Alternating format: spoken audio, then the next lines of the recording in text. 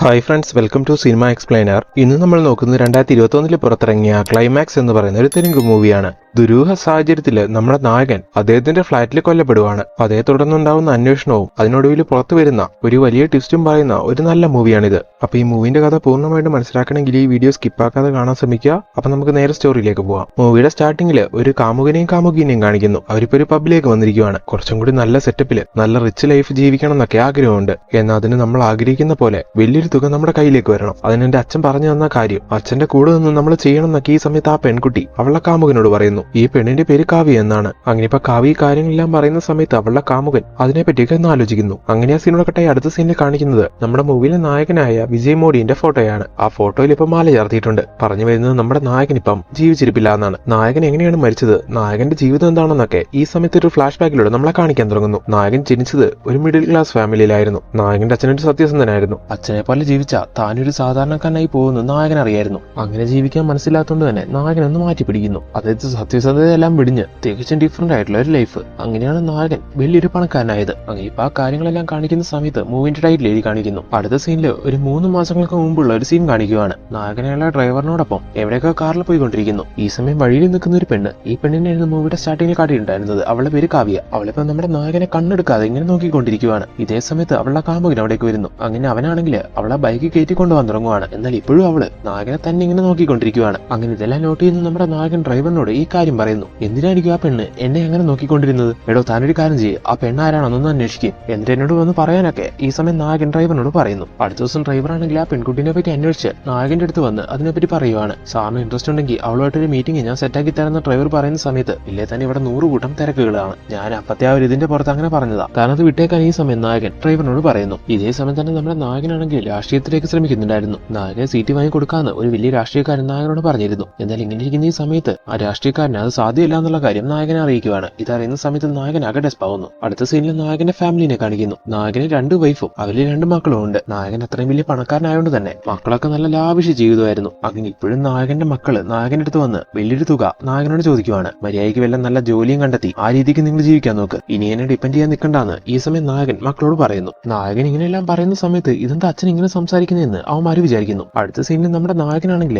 എന്തോ ഒരു business meeting എല്ലാം കഴിഞ്ഞ് ഫ്ളാറ്റിലേക്ക് ലിഫ്റ്റിൽ പോയിക്കൊണ്ടിരിക്കുകയാണ്. ഈ സമയം അതേ ലിഫ്റ്റിലേക്ക് മൂവിയുടെ സ്റ്റാർട്ടിങ്ങിൽ കാണിച്ച പെണ്ണില്ലേ കാവ്യ, അവളും കൂടി കയറുന്നു. ഇവളെ കണ്ടതും ഇതന്ന് എന്നെ നോക്കിയ പെണ്ണല്ലേ എന്നുള്ള കാര്യം നായകൻ ഓർമ്മ വരുന്നു. അങ്ങനെ ഇപ്പൊ നായകൻ അവളെ ഒന്ന് മുട്ടാന്ന് വിചാരിക്കുവാണ്. അങ്ങനെ നായകൻ അവളോട് താനല്ലേ അന്ന് ബസ് സ്റ്റോപ്പിൽ നിന്ന് എന്നെ ഇങ്ങനെ നോക്കിക്കൊണ്ടിരുന്നത് ഇങ്ങനെ അവളോട് ചോദിക്കുന്നു. അപ്പൊ അവള് മറുപടി ഒന്നും കൊടുക്കുന്നില്ല. താൻ ഫ്രീ ആണെങ്കിൽ വാ, ഇതാ എന്റെ ഫ്ളാറ്റ്, കുറച്ചേരം സംസാരിച്ചിട്ട് പോവാന്ന് നായകൻ പറയുന്നു. ഇത് കേൾക്കുന്ന അവളാണെങ്കിൽ ഓക്കെ എന്നും പറഞ്ഞ് നായകന്റെ കൂടെ ആ ഫ്ളാറ്റിലേക്ക് കയറുന്നു. അങ്ങനെ ഫ്ളാറ്റിലെത്തിയതിനു ശേഷം നമ്മുടെ നായകനാണെങ്കിൽ നായകനോട് അവിടെ ഇന്ന് സംസാരിക്കാൻ തുടങ്ങുന്നു. പേരെന്താണെന്ന് ചോദിക്കുമ്പോൾ നായിക പേര് പറയുന്നു. വർക്ക് ചെയ്യണമെന്ന് ചോദിക്കുമ്പോൾ അല്ല, ഞാനൊരു സ്റ്റുഡന്റ് ആണെന്ന് അവൾ പറയുവാണ്. അങ്ങനെ കുറച്ചുനേരം നായിക അവിടെ നായകനോടൊപ്പം സംസാരിച്ചുകൊണ്ടിരിക്കുന്നു. അത് കഴിഞ്ഞ് അവളാണെങ്കിൽ ശരി ഇന്ന് ഞാൻ ഇറങ്ങുവാണെന്നും പറഞ്ഞ് അവിടുന്ന് അങ്ങനെ പോകാൻ തുടങ്ങുന്നു. ഈ സമയത്ത് നായകൻ ഇന്നൊരു ദിവസം നിനക്ക് ഇവിടെ നിന്നൂടെയും ചോദിക്കുന്നു. ഇത് കേൾക്കുന്ന നായിക ഞാൻ എന്തിനവിടെ നിൽക്കണം ഇങ്ങനെ നായകനോട് ചോദിക്കുന്നു. അല്ല, ഞാനിവിടെ ഒറ്റയ്ക്കാണ്, ഒറ്റയ്ക്കിരുന്ന ഭയങ്കര ബോറടിയാ, ഒരു കമ്പനിക്ക് വേണ്ടി തന്നെയും കൂടി വിളിച്ചു എന്നുള്ളൂ. ഇങ്ങനെ നായകൻ പറയുന്ന സമയത്ത് സോറി എനിക്ക് ഇൻട്രസ്റ്റ് ഇല്ല, ഞാൻ ഇറങ്ങുവാണെന്നും പറഞ്ഞ് നായിക അവിടുന്ന് പോകാൻ തുടങ്ങുന്നു. അപ്പം നായകൻ അവൾക്കൊരു ഓഫർ കൊടുക്കുവാണ്. ഇന്ന് നീ ഇവിടെ നിൽക്കുവാണെങ്കിൽ നിനക്ക് 10 ലക്ഷം രൂപ പോകുന്ന സമയത്ത് ഞാൻ തരാമെന്ന്. ഇന്നൊരു രാത്രി ഇവിടെ കഴിയുന്നതിന് 10 ലക്ഷം രൂപ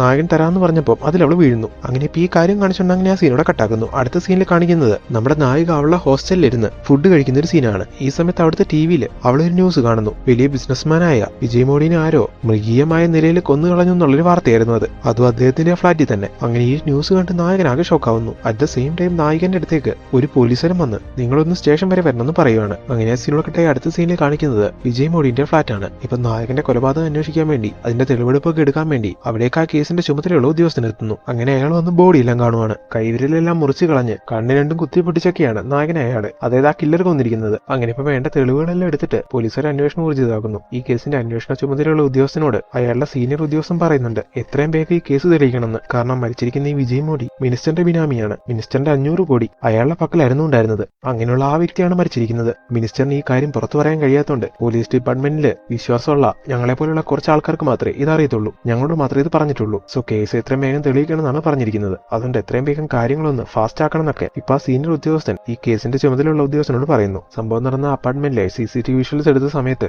നായകന്റെ കൂടെ ഫ്ളാറ്റിലേക്ക് പോകുന്നത് കറക്റ്റ് ആയിട്ട് കിട്ടിയിട്ടുണ്ടായിരുന്നു. അതുകൊണ്ടാണ് തൊട്ട് മുമ്പത്തെ സീനിൽ ഹോസ്റ്റലിലുണ്ടായിരുന്ന നായകനെ ചോദ്യം ചെയ്യാൻ വേണ്ടി ഒരു പോലീസുകാരൻ വന്ന് സ്റ്റേഷനിലേക്ക് കൂട്ടിക്കൊണ്ട് പോകുന്നതായിട്ട് കാട്ടിയിട്ടുണ്ടായിരുന്നത്. അങ്ങനെ ഈ കേസിന്റെ ചാർജുള്ള ഉദ്യോഗസ്ഥൻ വന്ന് ഇപ്പൊ നായകനെ ചോദ്യം ചെയ്യാൻ തുടങ്ങുന്നു. ഈ സമയം നായിക നടന്ന കാര്യങ്ങളെല്ലാം പറയാൻ തുടങ്ങുവാണ്. പണം ഓഫർ ചെയ്യുന്നിടം വരെയുള്ള കാര്യങ്ങൾ നമ്മളെ കാട്ടിയിട്ടുണ്ടായിരുന്നല്ലോ, അതിനുശേഷം നടന്ന കാര്യങ്ങളാണ് ഇപ്പൊ പറയാൻ തുടങ്ങുന്നത്. അന്ന് രാത്രി അവിടെ കഴിയുവാണെങ്കിൽ 10 ലക്ഷം രൂപ തരാമെന്ന് നായകൻ പറയുന്നുണ്ടായിരുന്നല്ലോ. ഇത് കേൾക്കുന്ന നായിക അതിന് അത്രയും പണം നിങ്ങളുടെ കയ്യിലിപ്പുണ്ടോ എന്ന് ചോദിക്കുന്നു. നീ വാ, ഞാൻ കാട്ടിത്തരാമെന്നും പറഞ്ഞ് നായകനെ മുറിയിലേക്ക് കൂട്ടിക്കൊണ്ടുപോയി അയാളൊരു വലിയ പെട്ടി തുറന്ന് അതിലെ ക്യാഷ് കാട്ടി കൊടുക്കുവാണ്. അതിൽ നിറയെ പണമായിരുന്നു. അങ്ങനെ ഇപ്പൊ അതെല്ലാം കാണുന്ന നായിക അങ്ങനെയാണെങ്കിൽ അയാൾ പറഞ്ഞ പോലെ ഇന്ന് രാത്രി അവിടെ കഴിയാന്ന് വിചാരിക്കുന്നു. അങ്ങനെ രാത്രി ഫുഡ് കഴിക്കുന്ന നേരമാകുമ്പോൾ നായകനെയും കൂട്ടിക്കൊണ്ട് നായകൻ അവിടെയുള്ള റെസ്റ്റോറന്റിലേക്ക് പോകുന്നു. അങ്ങനെ ഫുഡെല്ലാം കഴിച്ചു കഴിഞ്ഞ് അവിടുത്തെ സ്വിമ്മിംഗ് പൂളില് നായിക ഒന്ന് സ്വിമ്മിംഗ് ഒക്കെ ചെയ്യുന്നു. അങ്ങനെ അതെല്ലാം കഴിഞ്ഞ ഒരു മുറിയിലേക്ക് തിരിച്ചു വരുന്നു. റൂമിലെത്തിയതിനു ശേഷം നായിക കിടന്നുറങ്ങുകയും ചെയ്യുന്നു. അടുത്ത ദിവസം രാവിലെ ആകുമ്പോൾ ഉറങ്ങിക്കിടക്കുന്ന നായകന്റെ അടുത്തേക്ക് നായകൻ വന്ന് അവളെ ടച്ച് ചെയ്യുന്നു. ഈ സമയത്ത് നായികയ്ക്ക് ഇഷ്ടാവുന്നില്ല. അങ്ങനെ നായിക ഞാൻ പോവാണെന്നും പറഞ്ഞ് അവിടെ നിന്ന് ഇറങ്ങാൻ തുടങ്ങുന്നു. നിനക്കിപ്പോ ക്യാഷ് വേണ്ടെന്ന് നായകൻ ചോദിക്കുന്നുണ്ട്. അപ്പൊ അവള് വേണമെന്ന് പറയുമ്പോൾ അങ്ങനെയാണെങ്കിൽ ഇന്നൊരു ദിവസം കൂടി നീ ഇവിടെ നിൽക്ക്, നാളെ പോകുമ്പോൾ ഞാൻ നിനക്ക് ആ എമൗണ്ട് തന്നേക്കാന്ന് അയാൾ പറയുന്നു. ഇത് കേൾക്കുന്ന നായികയ്ക്ക് ദേഷ്യം വരുന്നു. നിങ്ങൾ പറഞ്ഞു കേട്ടപ്പോൾ തന്നെ എനിക്ക് തോന്നി നിങ്ങൾ ആ പണമൊന്നും തരില്ല എന്ന്. ഇനിയും നിങ്ങൾ പറ്റിക്കുന്നത് കേട്ട് ഇവിടെ നിൽക്കാൻ ഞാൻ തയ്യാറല്ല എന്നും പറഞ്ഞ് നായിക സ്പോട്ടിൽ അങ്ങനെ അവിടെ നിന്ന് പോവുകയും ചെയ്യുന്നു. അങ്ങനെ ഇത്രയും കാര്യങ്ങളും നായിക പറഞ്ഞു തരുന്ന സമയത്ത്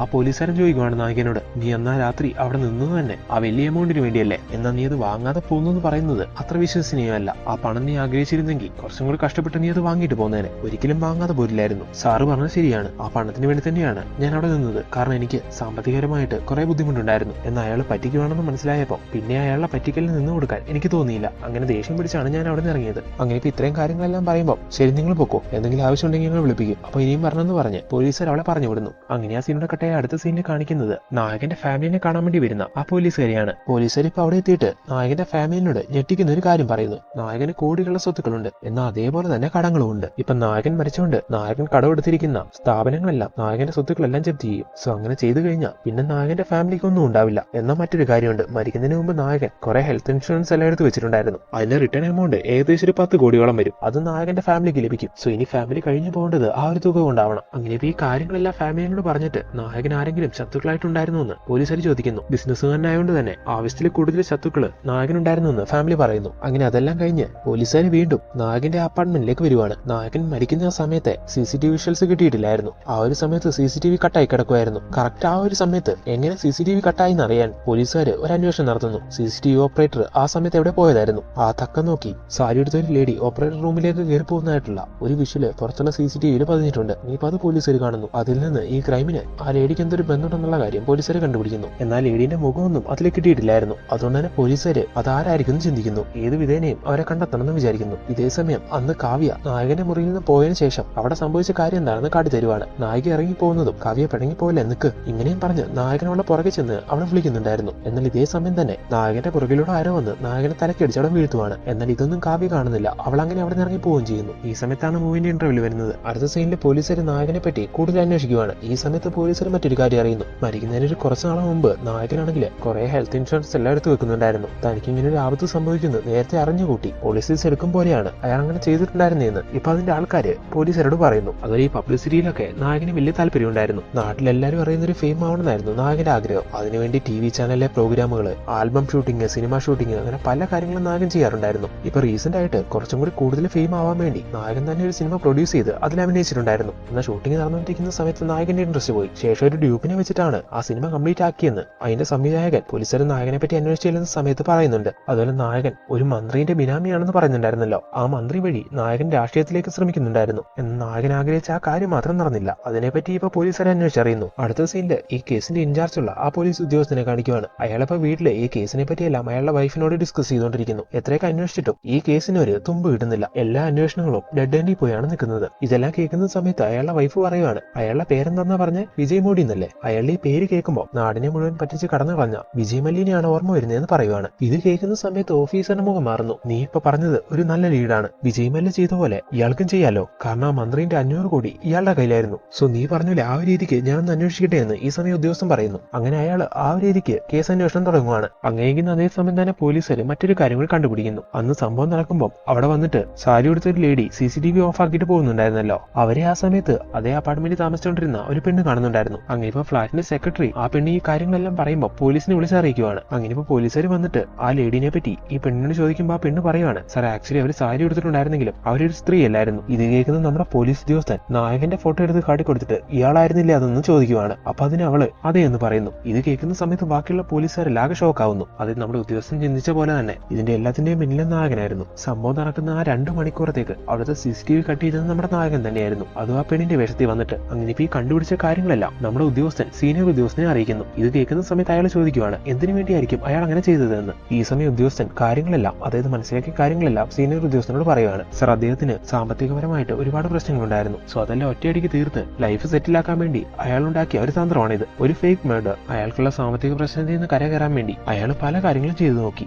എന്നൊന്നും സെറ്റായില്ല. അവസാന വഴി എന്നുള്ള രീതിയിൽ അയാളെ രാഷ്ട്രീയത്തിലേക്ക് തിരിഞ്ഞു നോക്കി. എന്നാൽ അവിടെ ഒന്നും നടന്നില്ല. അതുകൊണ്ട് തന്നെ തന്ത്രപൂർവ്വമായിട്ട് അയാൾ ഇങ്ങനെ ഒരു കളി കളിച്ചു. ഇങ്ങനെ ഒരു മരണനാടകം കളിച്ച അയാളുടെ സ്വത്തുക്കളെല്ലാം കടക്കാർ പിടിച്ചെടുക്കും. പിന്നെ ഫാമിലിക്ക് കഴിഞ്ഞു പോകാനൊന്നും തന്നെ ഉണ്ടാവില്ല. അതുകൊണ്ടാണ് ഇങ്ങനെ ഒരു കളി കളിക്കുന്നതിന് മുമ്പ് തന്നെ അയാൾ ഒരുപാട് പോളിസീസ് എല്ലാം എടുത്തു വെച്ചത്. താൻ മരിച്ചു എന്ന് അറിയുന്ന സമയത്ത് ഇൻഷുറൻസ് തുകയല്ല ഫാമിലിക്ക് കിട്ടും. അങ്ങനെ ഫാമിലി കുറച്ചെങ്കിലും സേഫ് ആവും. ശേഷം മിനിസ്റ്ററിന്റെ 500 കോടി തുക കൊണ്ട് ഇവിടുന്ന് രക്ഷപ്പെടുക എന്നുള്ളതാണ് അയാളുടെ പ്ലാൻ. അത് അയാൾ ഭംഗിയായിട്ട് നിറവേറ്റുകയും ചെയ്തു. ഇത് കേൾക്കുന്ന സീനിയർ ഉദ്യോഗസ്ഥൻ അപ്പൊ അയാളുടെ ബോഡി അവിടെ നമുക്ക് കിട്ടിയതല്ലേ അതൊന്ന് ചോദിക്കുന്നു. അവിടെ അയാൾ മറ്റൊരു കളി കളിച്ചു. എല്ലാവരുടെ മുമ്പിൽ താൻ കൊല്ലപ്പെട്ടതായിട്ട് കാണിക്കാൻ വേണ്ടി അയാളുടെ സിനിമയിൽ അയാൾക്ക് അഭിനയിക്കാൻ കഴിയാത്തതുകൊണ്ട് ഒരു ഡ്യൂപ്പിനെ വെച്ചെന്ന് പറയുന്നുണ്ടായിരുന്നല്ലോ. അതേപോലെ ആ ഡ്യൂപ്പിനെ തന്റെ ജീവിതത്തിലേക്ക് അപ്ലൈ ആക്കി. അതെ, ഫ്ലാറ്റ് മുറിയിൽ കൊല്ലപ്പെട്ടത് നായകനല്ല, മറിച്ച് നായകന്റെ ഡ്യൂപ്പായിരുന്നു. ഈ കാര്യം കണക്ട് ആയതിനു ശേഷം ഞാൻ ആ ഡ്യൂപ്പിന്റെ വീട്ടിൽ പോയി അന്വേഷിച്ചായിരുന്നു. അയാൾ മിസ്സിംഗ് ആണ്. അങ്ങനെയാണ് ഞാൻ മനസ്സിലാക്കിയത് നായകനെ പകരം കൊല്ലപ്പെട്ടത് അയാളാണെന്ന്. അത് അയാളാണെന്ന് മനസ്സിലാവാതിരിക്കാൻ വേണ്ടിയാണ് ആ കൊലപാതകം ചെയ്തതിനു ശേഷം അയാളുടെ കൈവിരലെല്ലാം മുറിച്ച് കളഞ്ഞ് കണ്ണും കുത്തി പൊടിച്ചിട്ടുണ്ടായിരുന്നത്. അതാകുമ്പോ ഫിംഗർ പ്രിന്റും കാര്യങ്ങളൊന്നും വെച്ച് ഐഡന്റിഫൈ ചെയ്യാൻ കഴിയില്ലല്ലോ. ഡ്യൂപ്പിനെ മറ്റെന്തോ കാര്യം പറഞ്ഞ്